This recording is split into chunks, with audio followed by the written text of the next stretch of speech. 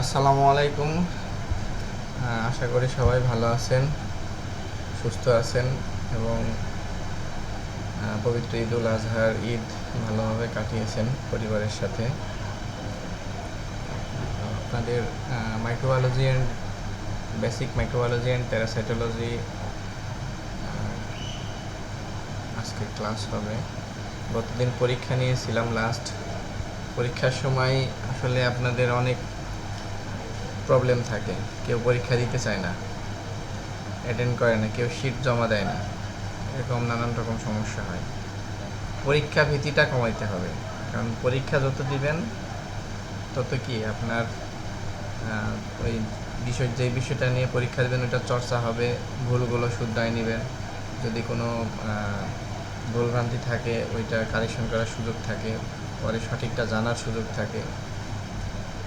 তো পরীক্ষা ক্লাস করে 8-9 জন, কিন্তু পরীক্ষা দেয় 2-3 জন। পরবর্তীতে কি আপনাদের পরীক্ষা নিব নাকি নিব না? সবাই আনসার করেন। স্যার আমাদের পরীক্ষা দিতে আমরা রেজাল্টটা বললেন না তো। রেজাল্টটা বলি নাই হাইস্ট না? কত ছিল আর হচ্ছিল কিরকম পারফরমেন্স হয়েছিল এটা বললেন না। রেজাল্ট খুব বেশি খারাপ না, আবার খুব বেশি ভালো না, দু একজন অনেক ভালো করছে একজন। তো এই জন্য আর মানে সবাই পরীক্ষা দেয় নাই, তো ওই জন্য রেজাল্ট দেওয়ার ইচ্ছা হারাই গেছে মন থেকে। নেক্সট পরীক্ষা হলে সবাই অ্যাটেন্ড করবেন, তাহলে কতজন আমি পরীক্ষা দিছিল? সুন্দরভাবে রেজাল্ট শিট আকারে গ্রুপে দিয়ে দেব। এই পরীক্ষাটা আমার কাছে পরীক্ষাই মনে হয়নি, 1জন 2জন 3জন পরীক্ষা দিছে।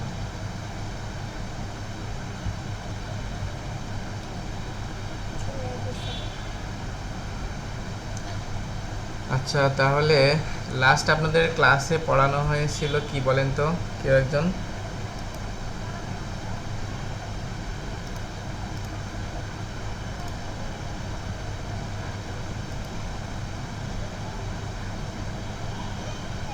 স্ক্রিনে দেখা যায়? জি স্যার, দেখা যায়। দেখা যায়। হ্যাঁ, পড়ানো হয়েছিল মনে হয় ব্যাকটেরিয়াল ক্লাসিফিকেশন, তাই না?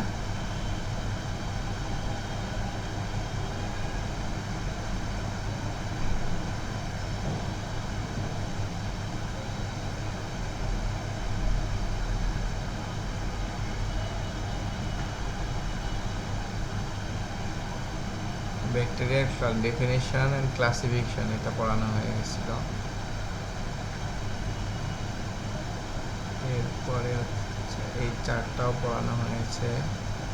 আচ্ছা, এ পর্যন্ত যতটুকু পড়ানো হয়েছে এর মধ্যে আপনাদের কি কোনো সমস্যা মনে হয়েছে যে এই জিনিসটা বুঝতে পারি নাই বা এটা জানা দরকার? কারো কোনো কোশ্চেন আছে এই ব্যাপারে?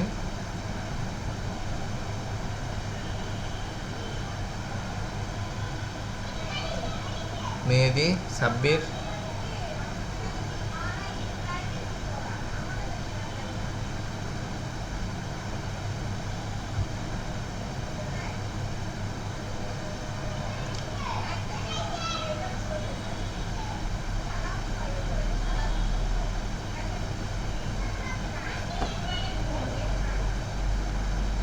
ব্যাকটেরিয়া স্ট্রাকচার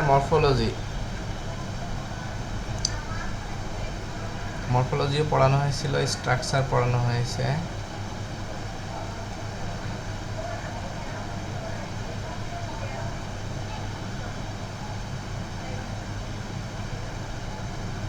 আচ্ছা, আজকে gram differences between gram positive and gram negative পড়াই। হ্যাঁ,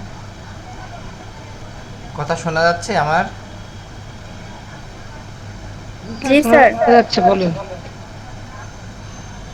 আচ্ছা, গ্রাম পজিটিভ আর গ্রাম নেগেটিভ, পৃথিবীতে যত ব্যাকটেরিয়া আছে প্রত্যেক ব্যাকটেরিয়াকে দুইটা ক্যাটাগরিতে ভাগ করা হয় বা দুইটা ক্লাসে ক্লাসিফিকেশন করা। এটা হচ্ছে হয় গ্রাম পজিটিভ, না হলে gram negative. Most of the bacteria এই gram negative and gram positive কিসের ভিত্তিতে ক্লাসিফিকেশনটা করা হয়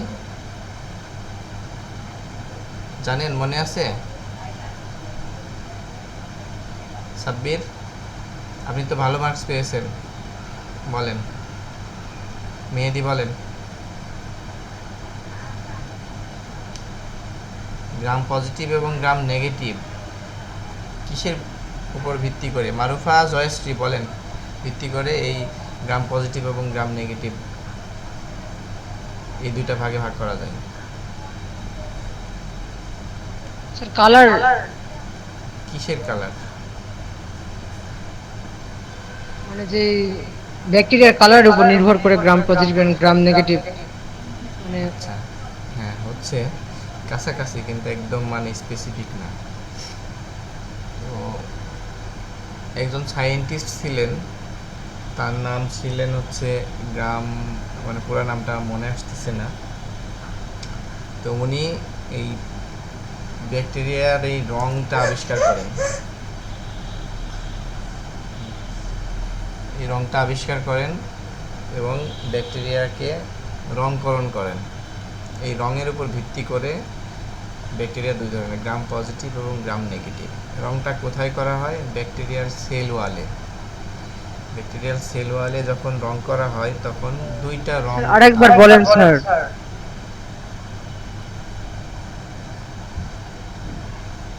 ব্যাকটেরিয়াকে গ্রাম পজিটিভ এবং গ্রাম নেগেটিভ দুইটা ক্লাসে ক্লাসিফিকেশন করা হয় বা দুইটা ভাগে ভাগ করা হয় হচ্ছে রঙের উপর ভিত্তি করে।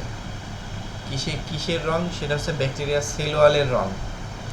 তো ব্যাকটেরিয়াকে যখন রং করা হয় তখন এই সেল ওয়াল দুই ধরনের রং ধারণ করে, একটা হচ্ছে পিঙ্ক আর একটা হচ্ছে পার্পল। এই দুইটা কালারের উপর ভিত্তি করে গ্রাম নেগেটিভ এবং গ্রাম পজিটিভ দুইটা ভাগে ভাগ করা হয়।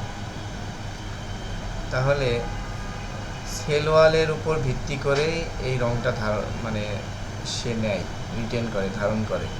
তাহলে সেল ওয়ালের স্ট্রাকচারালগত নিশ্চয়ই পার্থক্য আছে, তাই না? না হলে তো দুই ধরনের রং নিত না, এক ধরনের রং নিত, রাইট?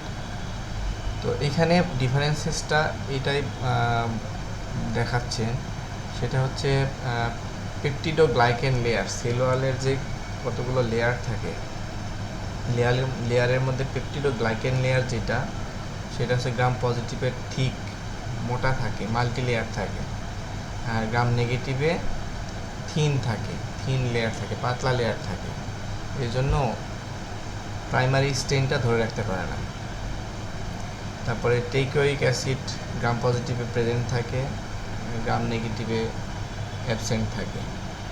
তারপরে আউটার মেমব্রেন গ্রাম পজিটিভে অ্যাবসেন্ট, গ্রাম নেগেটিভে প্রেজেন্ট। লাইপোপলিস্যাকারাইড বা ইন্ডোটক্সিন অ্যাবসেন্ট থাকে, প্রেজেন্ট থাকে। অ্যাবসেন্ট থাকে গ্রাম পজিটিভে, গ্রাম নেগেটিভে প্রেজেন্ট থাকে। আচ্ছা, গ্রাম স্টেইন হচ্ছে পার্পল কালার, গ্রাম পজিটিভ বা ডিপ পার্পল ব্লু, আর স্টেইন গ্রাম নেগেটিভ হচ্ছে পিঙ্ক অথবা red. Sensitive to cell wall inhibiting antibiotics. তাহলে যেই অ্যান্টিবায়োটিকটা সেল ওয়াল মানে সেল ওয়ালের ইনহিবিটিংয়ের উপরে করা হয়, ডিজাইন করা হয়, সেই অ্যান্টিবায়োটিকটা গ্রাম পজিটিভের ক্ষেত্রে খুবই সেন্সিটিভ, গ্রাম নেগেটিভের ক্ষেত্রে এটা সেন্সিটিভ না। তাহলে এখানে কি বোঝা যাচ্ছে যে যদি কোনো অ্যান্টিবায়োটিক ডাক্তার লিখে, তো সেই অ্যান্টিবায়োটিক লিখলেই যে কাজ করবে বিষয়টা এরকম না।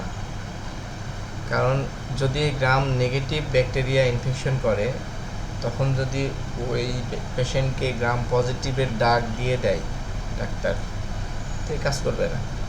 এই জন্যই বাংলাদেশে রেসিস্টেন্সির হার অনেক বেশি। মাইক্রোব্যাকটেরিয়াম টিউবারকুলোসিস থেকে শুরু করে প্রত্যেকটা ব্যাকটেরিয়া এমডিআর হয়ে গেছে, মাল্টিড্রাগ রেসিস্ট্যান্ট হয়ে গেছে, একমাত্র এই অ্যান্টিবায়োটিকের ম্যাল প্র্যাকটিসের কারণে। তো আবার গ্রাম নেগেটিভের ক্ষেত্রেও সেম, যদি গ্রাম নেগেটিভ ইনফেকশন হয় তাহলে গ্রাম পজিটিভ যদি অ্যান্টিবায়োটিক দেয় গ্রাম পজিটিভের, তাহলে সেই অ্যান্টিবায়োটিকে গ্রাম নেগেটিভের উপরে কাজ করবে না, কারণ দুইটা সেলের স্ট্রাকচারই আলাদা। তো এখন স্টেইনিংটা আসলে কি ঘটে, স্টেইনটার যে কালারটা নেয়, কেন নেয়, এবং হচ্ছে পার্পল কালারটা কেন গ্রাম পজিটিভ নিচ্ছে আর পিঙ্ক কালারটা কেন গ্রাম নেগেটিভ নিচ্ছে, এর একটা সায়েন্টিফিক ব্যাখ্যা আছে। ব্যাখ্যাটা হচ্ছে আমাদের যে স্টেইনিং করি আমরা গ্রাম স্টেইনিংয়ে যে ডাইগুলো আছে সেটা প্রাইমারি ডাই হচ্ছে ক্রিস্টাল ভায়োলেটটা হচ্ছে কি কালার, পার্পল কালার বা ব্লু কালার। আর আপনার হচ্ছে ফাইনাল স্টেন যেটা সেটা হচ্ছে স্যাফরানিনটা হচ্ছে পিঙ্ক কালার বা হচ্ছে রেড কালার। তাহলে গ্রাম নেগেটিভের ক্ষেত্রে কী হয় আর গ্রাম পজিটিভের ক্ষেত্রে কী হয়? তো যখন আমি প্রথম স্টেপে ক্রিস্টাল ভায়োলেট দিয়ে 1 মিনিট রাখবো, তখন গ্রাম পজিটিভও এই স্টেইনটা রিটেইন করবে, নেগেটিভও এটা রিটেইন করবে। এরপরে ওয়াশ করার পরে, ডিস্টিল ওয়াটার দিয়ে ওয়াশ করার পরে আমি যখন লুগোলস আয়োডিন দিব, এই লুগোলস আয়োডিন দেওয়ার ফলে গ্রাম পজিটিভ এবং গ্রাম পজিটিভে যে সেল ওয়ালটা আছে, ওর যে পোরগুলো আছে, ওখানে লুগোলস আয়োডিন এবং হচ্ছে ক্রিস্টাল ভায়োলেট এই দুইটা মলিকুল রিয়াকশন করে একটা ম্যাক্রো মলিকুল তৈরি করে। ম্যাক্রো মলিকুল মানে হচ্ছে ওই মলিকুলটা একটু সাইজে বড়। তো ওই সেল ওয়ালের যে পোরগুলো থাকে, এই পোরগুলোতে সিঙ্গেল মাইক্রোমলিকুল যেতে পারে, কিন্তু ম্যাক্রোমলিকুল হলে ওইটা আর বের হতে পারে না, বা ভিতর থেকে বাইরেও আসতে পারে না, বাইরে থেকে ভিতরেও যেতে পারে না। ঘটনাটা ঘটে কি, সেল ওয়ালের মধ্যে আগে থেকেই তো ক্রিস্টাল ভায়োলেট আছেই, এরপরে যখন আয়োডিন যায় তখন ওইখানে একটা ম্যাক্রোমলিকুল তৈরি করে ওই গ্রাম পজিটিভের সেল ওয়ালে আটকে থাকে। আর গ্রাম নেগেটিভের ক্ষেত্রে যেহেতু ওর মানে সেল ওয়াল পেপটিডোগ্লাইকেন লেয়ারটা বা ওর যে হচ্ছে লেয়ার কী বলে সেল ওয়ালটা থিন, সেক্ষেত্রে হয় কি ওই ক্রিস্টাল ভায়োলেটটা যখন ডিস্টিল ওয়াটার দিয়ে ওয়াশ করা হয় তখন ওয়াশ আউট হয়ে যায়। এরপরে যখন লুগোলস আয়োডিন দেওয়া হয়, লুগোলস আয়োডিন দেওয়া হলে সেই লুগোলস আয়োডিনটা ম্যাক্রোমলিকুল করে, কিন্তু সেলের মধ্যে তো আসলে ক্রিস্টাল ভায়োলেটই নাই, তাহলে কীভাবে ও করবে, আয়োডিনের সাথে বাইন্ড করে ওই সেল ওয়ালের ভিতরে থেকে যাবে। তখন দুইটাই ওয়াশ আউট হয়ে যায়। এরপরে যখন আমরা অ্যাসিটন দিই, ডিকালারাইজিং এজেন্ট যেটা বলে, অ্যাসিটন দেওয়ার ফলে কি হয়, ওই যে গ্রাম পজিটিভের যে গ্রাম পজিটিভের সেল ওয়ালের মধ্যে যেহেতু সেল ওয়ালের ভিতরে ঢুকে গেছে ম্যাক্রোমলিকুলটা এবং ফিক্সড হয়ে গেছে, অ্যাসিটন দিলেও ওইটা আর ওয়াশ আউট হয় না। কিন্তু গ্রাম নেগেটিভের ক্ষেত্রে ওইটা তো সেল ওয়ালের মধ্যে আটকে থাকে না, উপরে থাকে, তখন ওই অ্যাসিটন দিলে ওইটা ওয়াশ আউট হয়ে যায়। তো যখন ওয়াশ আউট হয়ে যায়, এরপরে আমরা যখন ফাইনালি স্যাফরানিন দিব বা কাউন্টার স্টেইন যেটা বলে, স্যাফরানিন দেওয়ার ফলে হয় কি, গ্রাম পজিটিভ যেহেতু আগে থেকেই গ্রাম পজিটিভে আপনার একটা ম্যাক্রোমলিকুল আছে ক্রিস্টাল ভায়োলেট এবং আয়োডিনের, সেই ক্ষেত্রে স্যাফরানিনটা ও আর রিটেন করতে পারে না, স্যাফরানিনটা ধরতে পারে না। কিন্তু গ্রাম নেগেটিভের ক্ষেত্রে হয় কি, যেহেতু অ্যাসিটন দেওয়ার ফলে আমার টোটাল কালারটাই উঠে গেছে, এখন স্যাফরানিন দিলে গ্রাম নেগেটিভ ওই স্যাফরানিনের কালারটা রিটেন করতে পারে।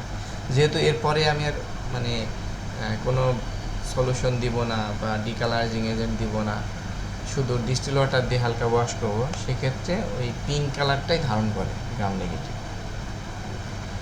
তাহলে এই কালারের উপর ভিত্তি করে সারা বিশ্বের যত ব্যাকটেরিয়া আছে, প্রত্যেকটা ব্যাকটেরিয়াকে দু একটা বাদে মানে মোস্ট অফ দ্য ব্যাকটেরিয়া হয় গ্রাম পজিটিভ অথবা গ্রাম নেগেটিভ। বুঝতে পেরেছেন গ্রাম পজিটিভ এবং গ্রাম নেগেটিভ কেন হয়?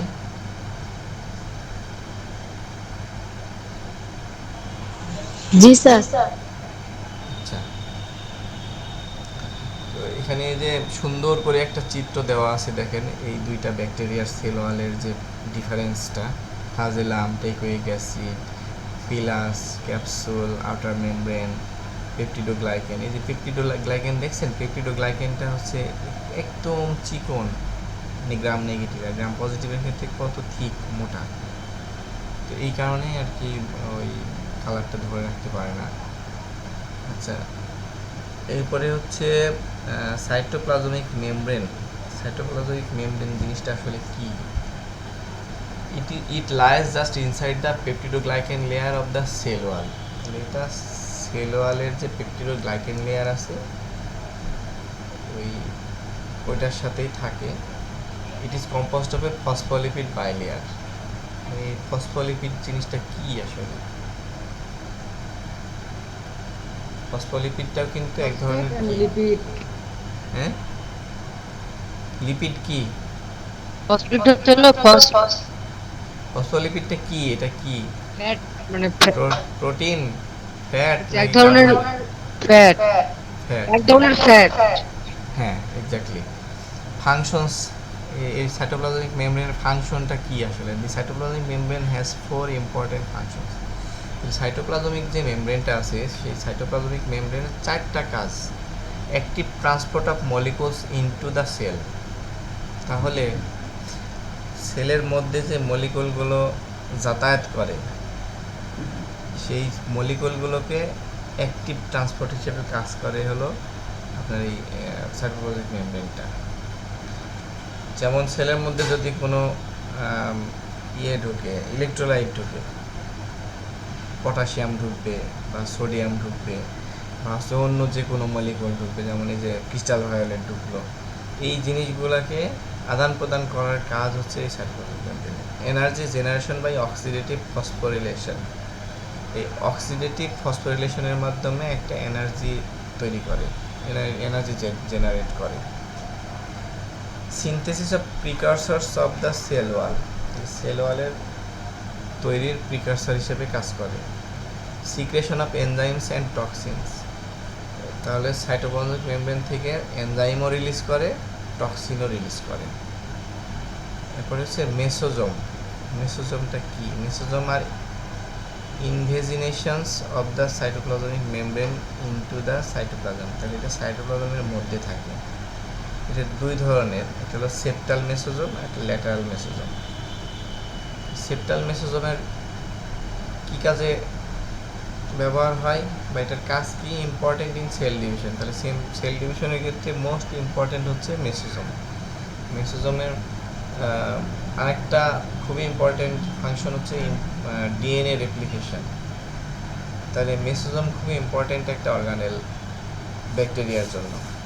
সেটা হচ্ছে সেপ্টাল মেসোজোম সেল ডিভিশনে ব্যবহৃত হয় বা সেল ডিভিশনেও ফাংশন করে। আর ল্যাটারাল মেসোজোম হচ্ছে ডিএনএ রেপ্লিকেশনের কাজ করে। এরপর হচ্ছে সাইটোপ্লাজম। সাইটোপ্লাজম কি এটা আপনারা জানেন?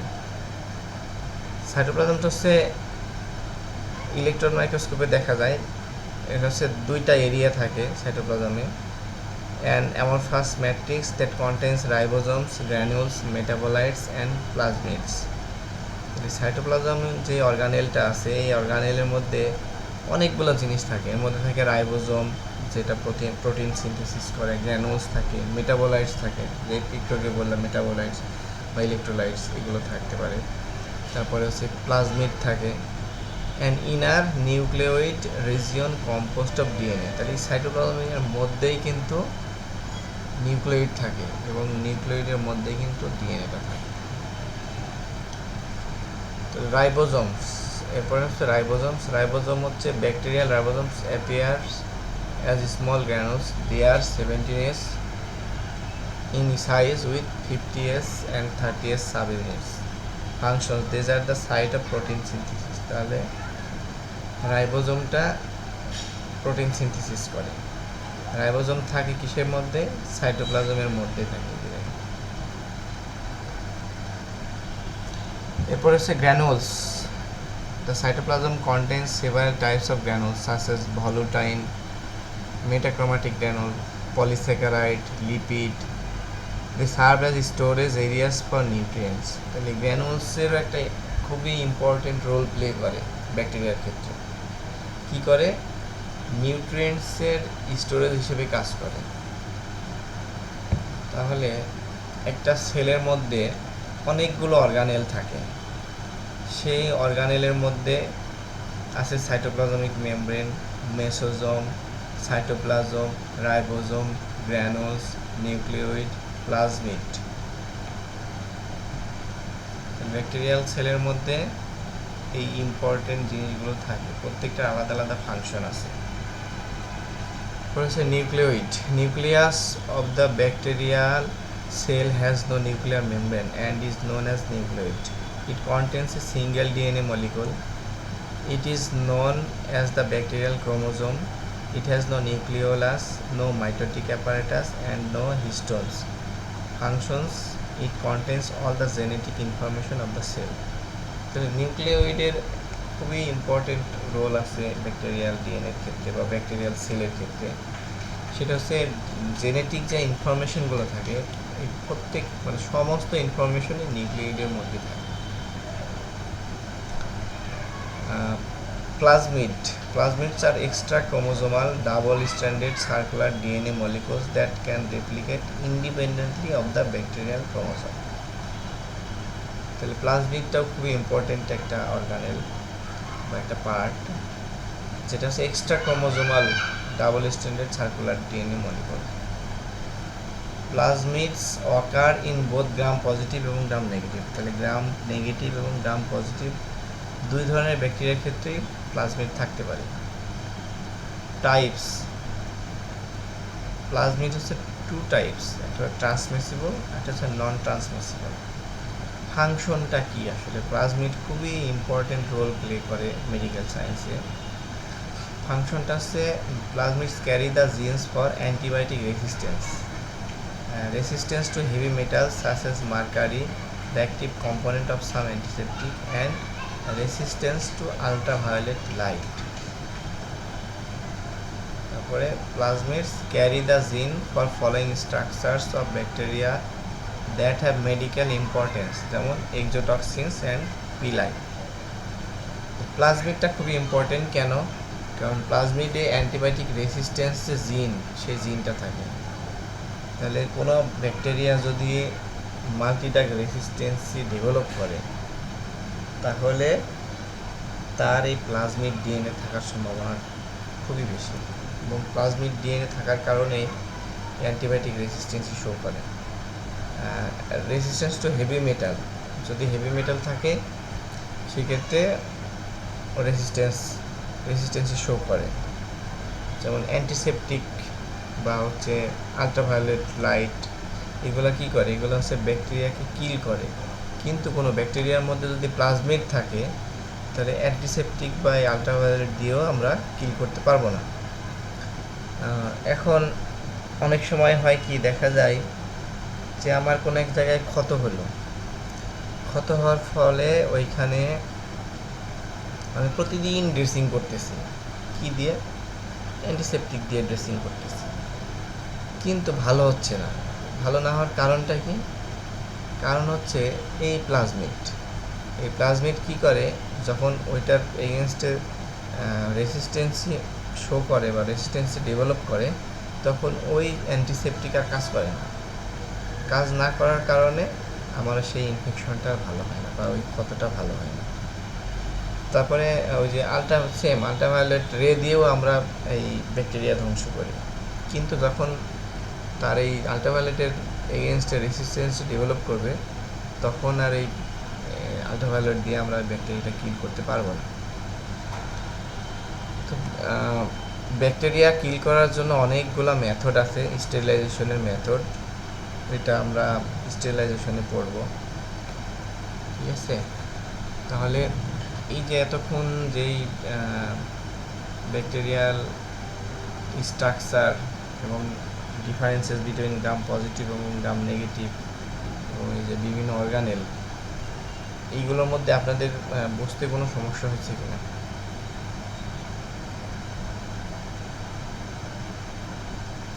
বা কোনো কোশ্চেন আছে কিনা?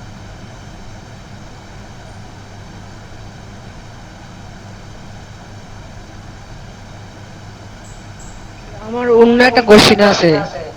কি কোশ্চেন বলেন? আমরা যদি ওই বইয়ের লাইন বাই লাইন পড়ি, তাহলে কি আমরা কি সিলেবাস কমপ্লিট করতে পারবো?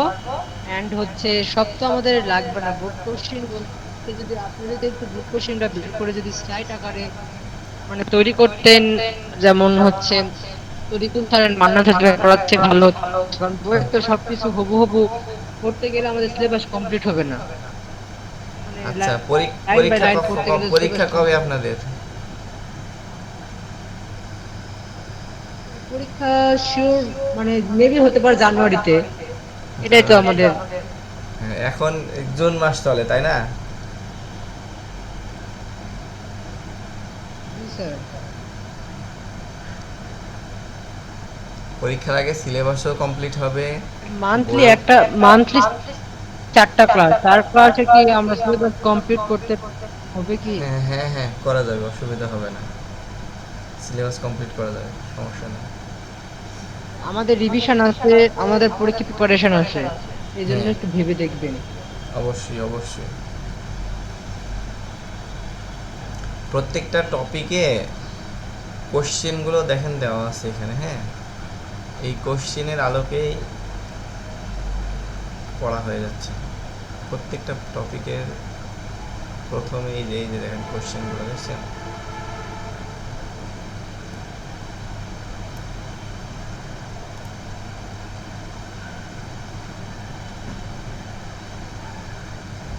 তাহলে কি শুধু কোশ্চেন সলভ করলে হবে, এরকমটা চাচ্ছেন আপনারা? কিন্তু স্যার যদি শুধু আমার তো একার মতামত এখানে হবে না। আপনি যদি আমাকে 18 থেকে যদি 25 বা 20 থেকে 25 পর্যন্ত কোশ্চেন সলভ করান, তাহলে আশা করা যায় আমাদের একটু ভালো হয়। আমার মতামত, কারণ বাকিরা কি বলবে, আচ্ছা, বাকিদের মতামত নেন। ঠিক আছে, তাহলে স্যার আমি শুধু শুধু কোশ্চেন বেসড কোশ্চেন আনসারগুলাই আমি পড়াবো তাই না, বিগত সালের 18, 19, 20 থেকে শুরু করে না? আর একটা কথা বলবো, হ্যাঁ বলেন। স্যার যদি শুধু কোশ্চেন পড়ে যায় তাহলে তো মানে প্রত্যেকটা টপিক ভালোভাবে বোঝা হবে না। বোঝা যদি না হয় তাহলে পড়াশোনা করে কি লাভ? তো পাস করার জন্য কি পড়াশোনা করবো? হ্যাঁ, আমি এই জন্যই যে আমি যে এই টপিকটার এগেনস্টে আমি বাইরের অনেক কথাবার্তা বলেছি, যেটা বলার কারণে কিন্তু আপনাদের বুঝতে মানে সুবিধা হয়েছে, যেটা আমার মনে হয়, তাই না? গার্নিস্টেইন নিয়ে যে আলোচনাটা করলাম, এগুলো কিন্তু এই বইতে লেখা আচ্ছা নাই। স্যার, আমাদের ক্লাসটাকে এরকম করা যায় যে আমরা একটা টপিক পড়তেছি, হুম। মানে ওই টপিকে কোনো বোর্ড কোশ্চেন আছে কিনা, যদি কোশ্চেন থাকে ওর সাথে সাথে ওই কোশ্চেনটার সাথে মানে ক্লাসের শেষে কোশ্চেন হুম গুলো হুম। করে নেব। আচ্ছা, তাহলে এই আজকে অনুযায়ী এই কোশ্চেনগুলো একটু আলোচনা করি, এই ইয়ার মানে এখান থেকে কি এই কি টপিকটা। কোশ্চেন আসতে পারে, এভাবে পড়লে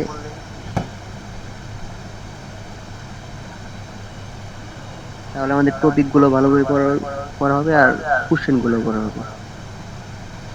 আচ্ছা, এখানে কোশ্চেন দেখেন, এখানে আসছে ড্র অ্যান্ড লেভেল এ টাইপিক্যাল ব্যাকটেরিয়া অথবা or bacterial sell.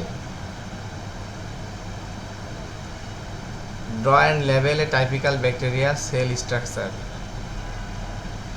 Describe anatomy of bacteria with diagram, enumerate or write down the essential and non-essential components or structure of bacteria.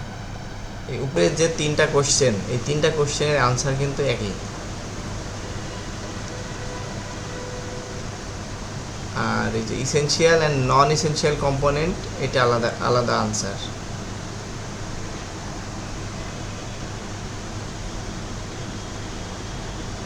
আর এই যে ড্র অ্যান্ড লেভেল a typical bacterial cell wall দিলে এই যে এটা, আর এই যে essential and non essential components.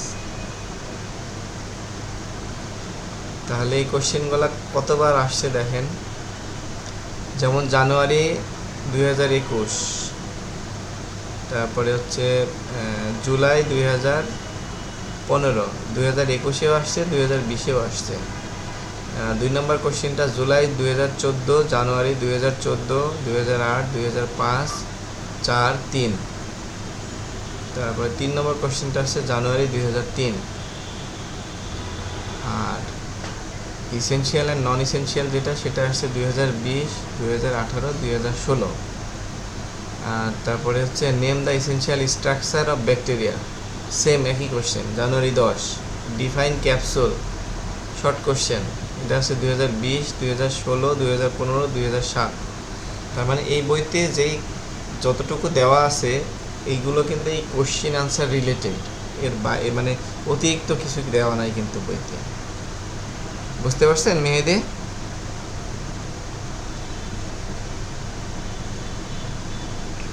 G sir. তার মানে এই বইতে যতটুকু দেওয়া আছে এই কোশ্চিন আনসারের উপর ভিত্তি করেই দেওয়া আছে। এখন এর থেকেও যদি শর্ট করি বা শর্ট করতে যাই তাহলে আপনারা হয়তো দু একটা কোশ্চেন মিসিং হতে পারে পরীক্ষায়।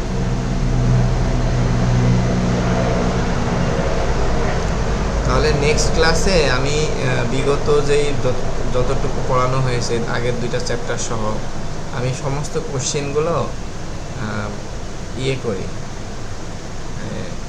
নোট করে কোনটা কতবার আসছে, কোন ফরম্যাটে আসছে এগুলো নোট করে তারপরে কোশ্চেন এই তিনটা ইয়ার কোশ্চেন নিয়ে সামনের সপ্তাহে আলোচনা করি। এরপরে হচ্ছে যখন যেই টপিকের ক্লাস নিব ওই টপিকের কোন কোশ্চেন কত সালে কতবার আসছে এইগুলো আগে আলোচনা করে তারপরে হচ্ছে ক্লাস শুরু করব। 10 মিনিট কোশ্চেন আলোচনা হবে, এরপরে ক্লাস। তাহলে জি স্যার। আপনাদের মনে হয় বুঝতে সুবিধা হবে না? জি স্যার। বুঝতে পারছি। তাহলে এরপরে দেখেন 5 নম্বর কোশ্চেন, এটা তো বুঝছেন, ডিফাইন ক্যাপসুল, এটা পড়ানো হয়ে গেছে, short question. Mention the function of capsule, flagella and fimbriae, এই তিনটাও পড়ানো হয়ে গেছে ফাংশন সহ। What are the functions of capsule, এটা ওই আগের কোশ্চেন, তিনটা কোশ্চেনের মধ্যেই আছে। নেম 5 ক্যাপসুলেটেড ব্যাকটেরিয়া, এটাও পড়ানো হয়ে গেছে।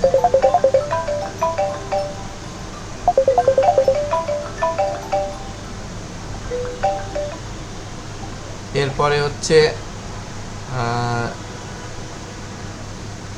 State the differences between gram positive and gram negative bacteria, যেটা আজকে পড়ানো হয়ে গেল। বুঝতে পেরেছেন? সাব্বির, মেহেদি, মারুফা, জি স্যার। জয়শ্রী। জি স্যার। তাহলে আজকে যেটা স্যার পড়ালাম, একটা কথা, হ্যাঁ বলেন। স্যার আপনি যেভাবে পড়াইতেছিলেন ওইভাবেই পড়ান। তাছাড়া আমাদের যে যে এমসিকিউ কোশ্চেন গুলো আসে, তাছাড়া এইভাবে পড়াইলে মনে হয় না বুঝতে পারবো, এমসিকিউ দিতে পারবো শুধু কোশ্চেন পড়াইলে। আর যদি বইয়ের এই যেভাবে পড়াইতেছিলেন ওইভাবে যদি না পড়ান, তাহলে আমরা এমসিকিউ ভালো করতে পারবো না। এমসিকিউ ভালোর জন্য আমি যে পরীক্ষাগুলো নিব রেগুলার পরীক্ষা দিতে হবে, তাহলে এমসিকিউতে আপনার 20-এর মধ্যে 18-19 পাবেন, 20ও পেতে পারেন, 20ও পাবেন। পরীক্ষা দেন না তো আপনারা? স্যার আপনি যেভাবে পড়াইতেছিলেন ওইভাবে যদি আমাদের সিলেবাস কমপ্লিট হয় পরীক্ষার আগে, তাহলে আপনি ওইভাবেই পড়ান, শুধু কোশ্চেন পড়ে তো আর হবে না। হ্যাঁ, সিলেবাস কমপ্লিট হবে, সিলেবাস বাকি থাকবে না ইনশাল্লাহ। তাহলে আপনি ওইভাবেই পড়ান। ঠিক আছে। এরপরে হচ্ছে ডিফারেন্সিয়েট এক্সোটক্সিন অ্যান্ড এন্ডোটক্সিন, এটা পড়ানো হয় নাই। Define toxin, give the differences between exotoxin and endotoxin, same question. Write down the differences between toxin and toxoid, একই, মানে এটা আলাদা question. Name 5 exotoxin producing bacteria, name 5 exotoxin and endotoxin producing bacteria. Write short note on spore, এটা পড়ানো হয়েছে মনে হয়। What is bacterial spore, define spore, name spore killing method, এটা পড়ানো হয়নি।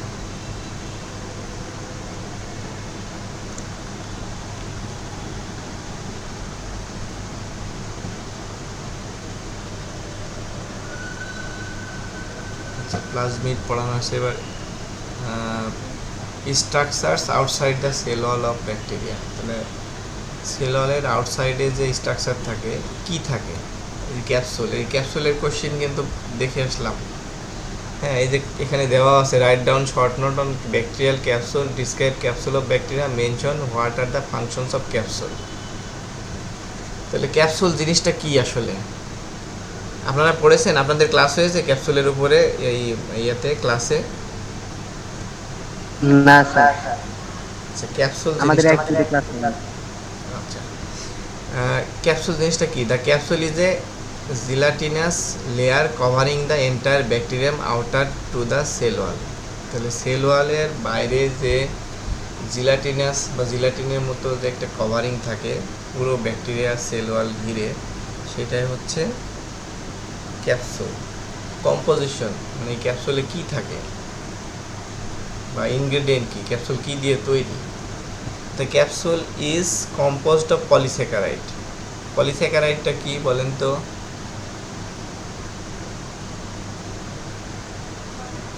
জানার কথা তো।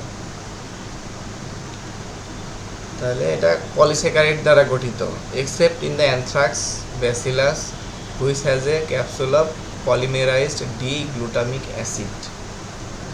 তো এই যে এখানে আপনার শর্ট কোশ্চেন আসতে পারে ট্রু ফলসের মধ্যে, যে অ্যানথ্রাক্সে পলিস্যাকারাইড থাকে কি না, ট্রু অর ফলস, বা হচ্ছে এমনি ব্যাকটেরিয়ার সেল ওয়ালে এই ক্যাপসুলে পলিমেরাইজড ডি গ্লুটামিক অ্যাসিড থাকে কিনা। এটা তো জেনারেল ব্যাকটেরিয়াতে থাকে না, এটা শুধু অ্যানথ্রাক্সে থাকে।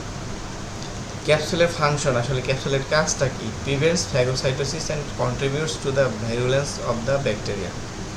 তাহলে ক্যাপসুলের 1 নম্বর কাজ হচ্ছে ফ্যাগোসাইটোসিস করতে দিবে না। আমাদের যে শরীরে ইমিউনো সেলগুলো আছে, ইমিউনো সেলগুলো যখন কোনো ফরেন বডি পায় তখন কি করে বলেন তো? মেহেদি, সাব্বির, মারুফা, জয়শ্রী বলেন। ইমিউনো সেলগুলো কি করে ফরেন বডি পাইলে? শরীরের মধ্যে যদি কোনো ফরেন বডি থাকে,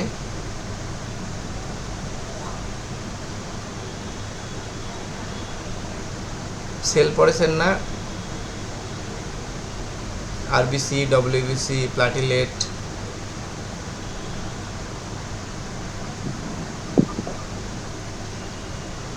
লিম্ফোসাইট কি করে? ক্ষুদ্র ক্ষুদ্র জিনিস শরীরের ভিতরে শোষণ করে। লিম্ফোসাইটের ফাংশন পড়েছেন না?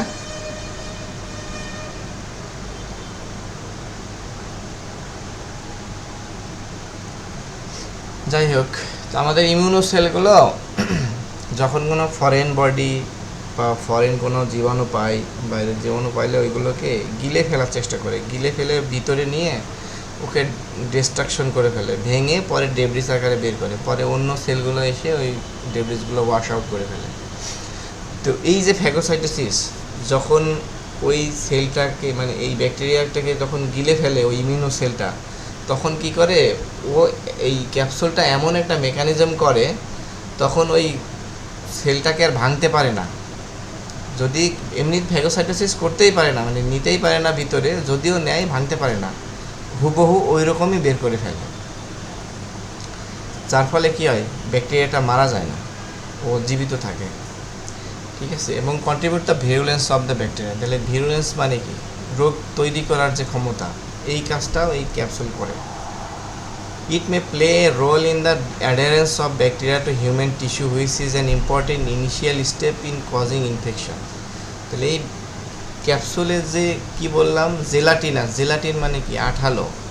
এই আঠালোতার কারণে ওই হিউম্যানের যে টিস্যু আছে সেই টিস্যুর সঙ্গে অ্যাডারেন্স মানে লেগে থাকতে সাহায্য করে। লেগে থাকার ফলে কি হয়, ওইখানে সে একটা কলোনাইজেশন তৈরি করে, কলোনি তৈরি করে। এরপরে কি হয়, এরপরে সে ওখানে ইনফেকশন তৈরি করে। তাহলে ক্যাপসুল খুবই ইম্পর্টেন্ট ব্যাকটেরিয়ার জন্য। এক হচ্ছে ফ্যাগোসাইটোসিস প্রিভেন্ট করে, কন্ট্রিবিউট টু দ্য ভিরুলেন্স, রোগ তৈরি করতে সাহায্য করে, আর হচ্ছে adherence of the bacteria to human tissue, ব্যাকটেরিয়াকে হিউম্যানের টিস্যুর সঙ্গে লেগে থাকতে সাহায্য করে। তাহলে তিনটা মোটা দাগে তিনটা হচ্ছে মেইন কাজ, ফাংশন হচ্ছে ক্যাপসুলের। ঠিক আছে, ফ্যাগোসাইটোসিস, ভিরুলেন্স আর হচ্ছে অ্যাডারেন্স। এই তিনটা ওয়ার্ড মনে রাখবেন ক্যাপসুলের ক্ষেত্রে, ফ্যাগোসাইটোসিস, ভিরুলেন্স, অ্যাডারেন্স। এই তিনটা ওয়ার্ড মনে রাখলে আপনারা ক্যাপসুলের ফাংশনটা খুব সহজেই পারবেন, যদি পরীক্ষায় আসে 2 মার্ক, 5 মার্ক বা 10 মার্কের। 10 মার্ক না, এটা 5 মার্কের শর্ট কোশ্চেন আসবে। ইম্পর্টেন্স অফ ক্যাপসুল, ক্যাপসুলের আসলে ইম্পর্টেন্স কেন, কেন এত গুরুত্ব? এই গুরুত্বপূর্ণ এই জন্যই যে হচ্ছে ও রোগ তৈরি করে, ও হচ্ছে আমাদের ইমিউনো সেলকে ফাঁকি দেয়, এরপরে হচ্ছে ও আমাদের টিস্যুতে লেগে থাকে, এই জন্য অনেক গুরুত্বপূর্ণ। It is a determinant of virulence of many bacteria since it limits the ability of phagocytosis to engulf the bacteria. তাহলে ব্যাকটেরিয়াকে ওই ফ্যাগোসাইটোসিস থেকে লিমিট করে ফেলে, বাঁচায়। Specific identification of an organism can be made by using antiserum against the capsular polysaccharide. তাহলে specific আইডেন্টিফিকেশনের জন্য আমাদের এই পলিস্যাকারাইড দিয়েই, ওই ক্যাপসুলের যে পলিস্যাকারাইড থাকে এটা দিয়ে অ্যান্টিসেরা করে। Capsular polysaccharides are used as the antigens in certain vaccines because they are capable of eliciting protective antibodies. আচ্ছা, এটা ভ্যাকসিনের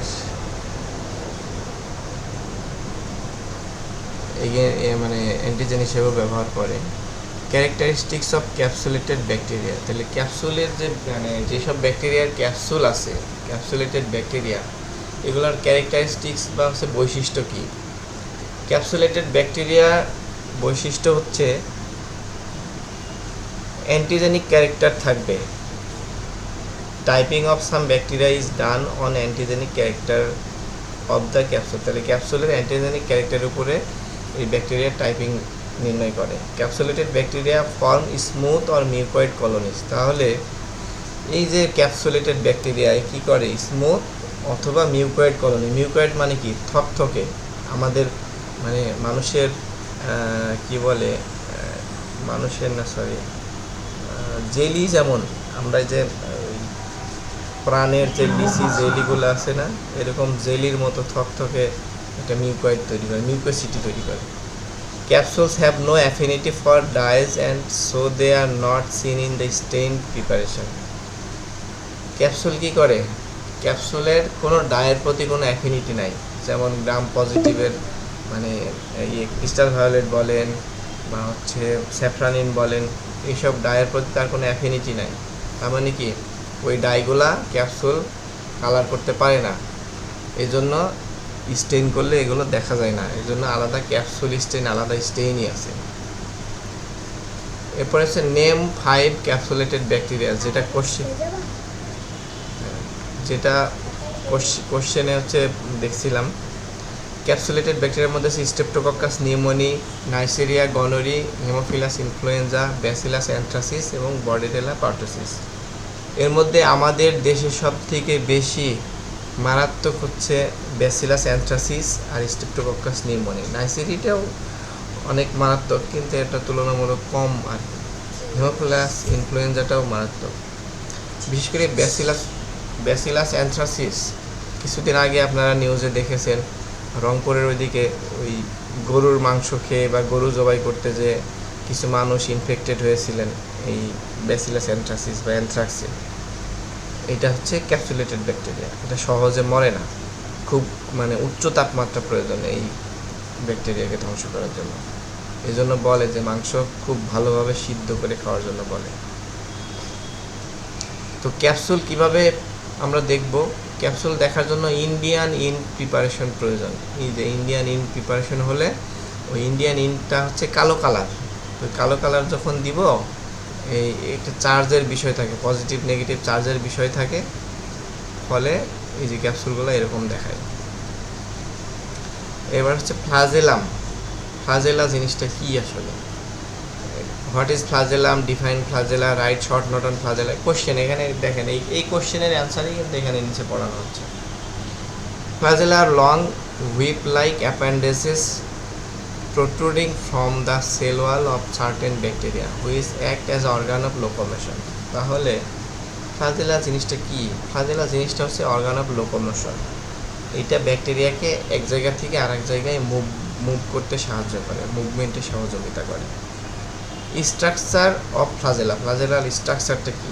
individual flagellum is a long filament is composed of many subunits of single protein flagellin arranged in several intertwined chains. A flagellum is attached to the cell wall, the cell membrane or both by a basal body. তাহলে flagella কি দ্বারা গঠিত? এটা single protein যেটার নাম হচ্ছে ফ্লাজেলিন।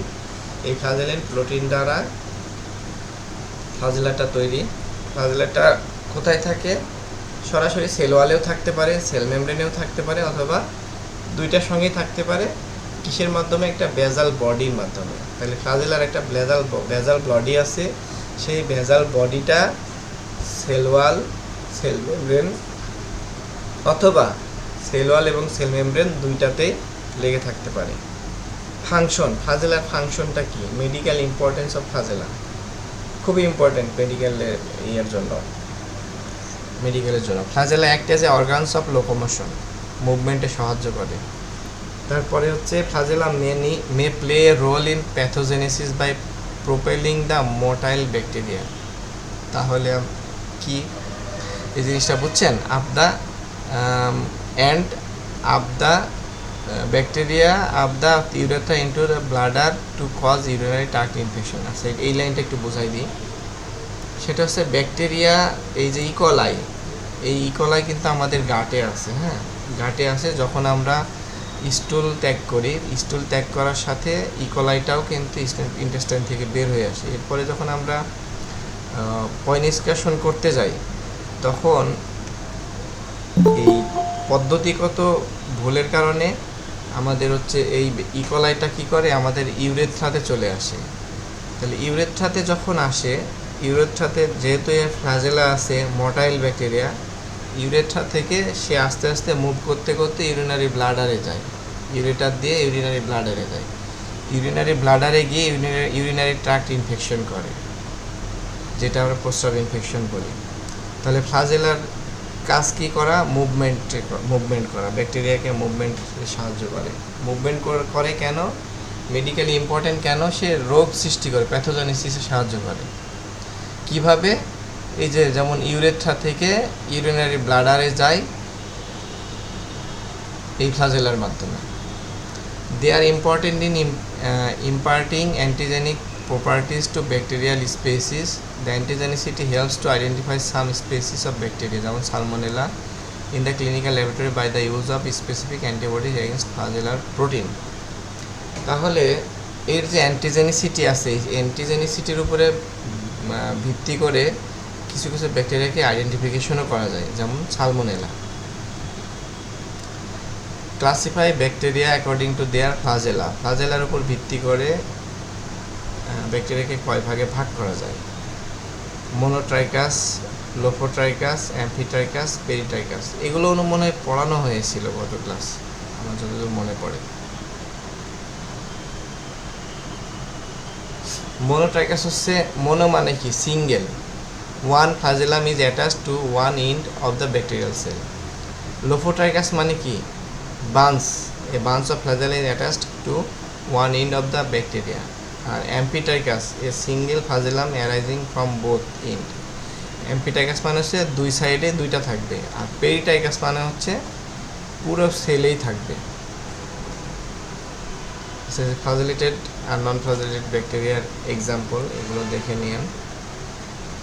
এই যে অ্যাম্ফিট্রাইকাস, মোনোট্রাইকাস, লোফোট্রাইকাস। ফিমব্রি বা পিলাই, ফিমব্রি বা পিলাই, এটা কি আসলে জিনিসটা? Definition of fimbriae: fimbriae or pili are short and straight hair-like filament that extend from the cell surface of certain bacteria. তাহলে ফিমব্রিটা কি? ফিমব্রিটা হচ্ছে হেয়ার লাইক স্ট্রেট একটা ফিলামেন্ট, যেটা সেল সারফেসের, ব্যাকটেরিয়ার সেল সারফেসে থাকে। স্ট্রাকচার কি, এই ফিমব্রিটা কি দিয়ে গঠিত?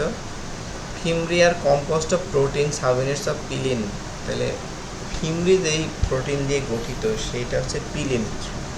পিলিন দ্বারা এই ফিমব্রিটা গঠিত বা ওর হচ্ছে স্ট্রাকচার। এবং এই specialized kind of fimbriae known as sex pilus is present in some bacteria. It is much longer than others and has a knob-like structure at its end. তাহলে এই ফিমব্রির আরেকটা নাম হচ্ছে সেক্স প্লাস। সেক্স প্লাস মানে কি, কেন sex plus নামটা হলো, এই কোশ্চেনটা মনে হয় দিছিলাম আমি। এর কারণ হচ্ছে ও হচ্ছে এই যেখানে অ্যাকর্ডিং টু ফাংশন ফিমব্রি দুই রকম, একটা হচ্ছে কমন বা অর্ডিনারি, একটা হচ্ছে সেক্স পিলাই। সেক্স পিলাইয়ের কাজ হচ্ছে জেনেটিক যে আছে এইগুলো ট্রান্সফার করে, transfer of genetic material. Genetic ম্যাটেরিয়ালটা একটা সেল থেকে, একটা ব্যাকটেরিয়া থেকে আরেকটা ব্যাকটেরিয়াতে ট্রান্সফার করে হচ্ছে এই পিলাইয়ের মাধ্যমে। পিলাইয়ের দুইটা ফাংশন, একটা হচ্ছে অ্যাডেশন মানে লেগে থাকা, আর একটা হচ্ছে ট্রান্সফার অফ জেনেটিক ম্যাটেরিয়াল। এই দুইটা ফাংশন হচ্ছে ফিমব্রির বা পিলাইয়ের। ফ্লাজেলার ফিমব্রির মধ্যে পার্থক্য, এটা একটা কোশ্চেন আসার মতো একটা কোশ্চেন। ফ্লাজেলা হচ্ছে লেন্থ কেমন, নাম্বার কেমন, সাইজ কেমন, অ্যাপিয়ারেন্স কেমন, অরিজিন কেমন, ফাংশন কেমন, ট্রান্সফার অফ জেনেটিক এলিমেন্ট। তাহলে এটা একটু দেখে নেবেন আপনারা। এরপরে হচ্ছে স্পোর, ব্যাকটেরিয়াল স্পোর। স্পোর জিনিসটা কি আসলে? এর আগে আমরা পড়লাম হচ্ছে ক্যাপসুল। ক্যাপসুল আর স্পোর এই দুইটা কিন্তু গুলাই ফেলে স্টুডেন্টরা, বুঝছেন?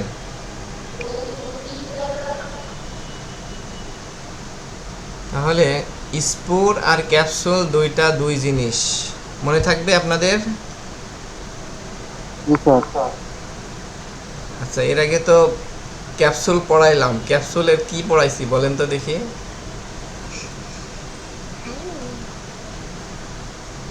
সেটা হচ্ছে এনভায়রনমেন্ট থেকে প্রতিরোধ করে।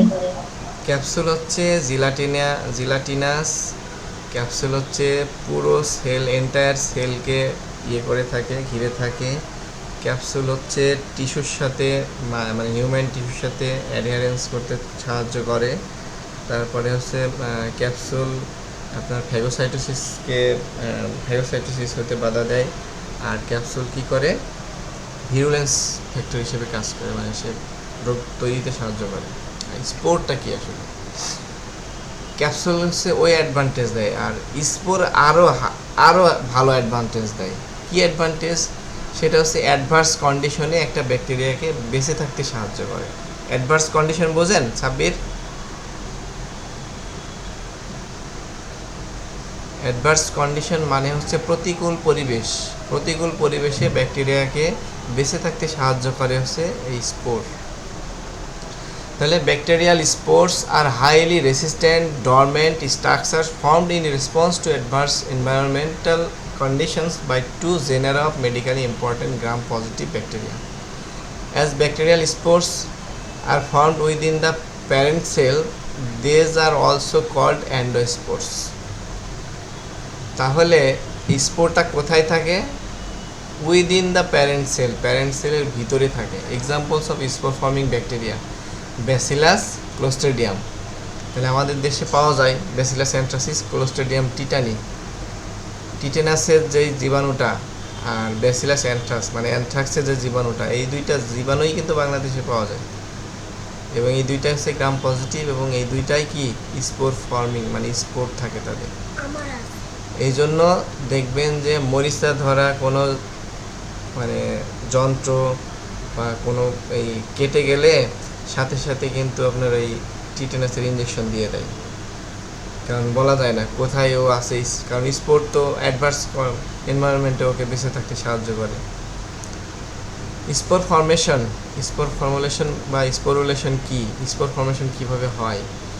Spore formation occurs when nutrients such as source of carbon and nitrogen, মূলত কার্বন এবং নাইট্রোজেনের যে সোর্স আর ডিপ্লেটেড, যখন কমে যায়, it begins with the invagination of the cell of the parent cell membrane, producing a double membrane that contains bacterial DNA, a small amount of cytoplasm, peptidoglycan, very little water, and most importantly a thick keratin-like coat.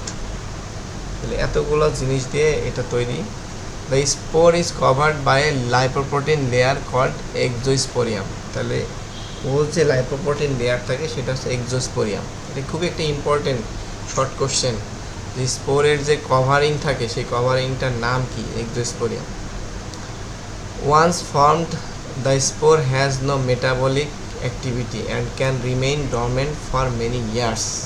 মানে একবার যদি কোনো bacteria spore form করে তাহলে তার metabolic activity কি হয়? বন্ধ হয়ে যায়।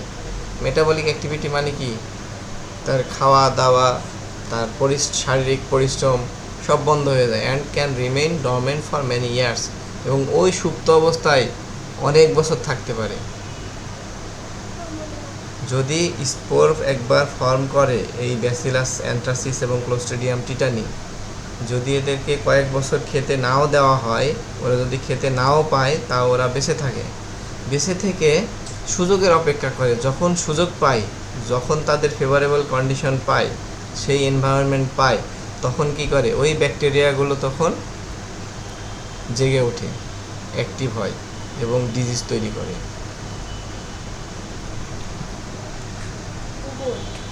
Plasma membrane, septum, peptidoglycan, keratin coat, free spore. এই যে স্পোরের মানে ধাপগুলো দেখেন কিভাবে স্পোর ফর্মেশন হয়। তো give the layers of spore, structure layers of spore, স্পোরের কয়টা লেয়ার থাকে। ক্লাস 10 কলকাতা থেকে বলছি। আচ্ছা, তাহলে স্ট্রাকচারের লেয়ার আজকে আর পড়াইলাম না, নেক্সট দিনে পড়াবো। আর হচ্ছে আপনারা কোশ্চেনগুলো একটু দেখবেন, হ্যাঁ। কোনো কোশ্চেনে যদি মনে হয় যে কোশ্চেনটা বুঝতেছেন না বা এটা সমস্যা, আপনারা একটু নোট করবেন আপনাদের সমস্যাগুলো, ওইগুলো আমাকে জানাবেন। আমি তাৎক্ষণিক জানাবো, যদি তাৎক্ষণিক জানাতে নাও পারি তাহলে আমি জেনে জানাবো, ঠিক আছে। যে কোনো প্রবলেম, মাইক্রোবায়োলজি রিলেটেড যে কোনো প্রবলেম, যে কোনো কোশ্চেন মানে নির্দ্বিধায় জিজ্ঞাসা করবেন। আমি যদি জানি জানাবো, না হলেও আমি জেনে আপনাদেরকে জানানোর চেষ্টা করবো ইনশাল্লাহ। ঠিক আছে, সবাই ভালো থাকেন তাহলে, হ্যাঁ। জি স্যার, আসসালামু আলাইকুম। ওয়ালাইকুম আসসালাম। বাবা বাবা ক্লাস হয়েছে?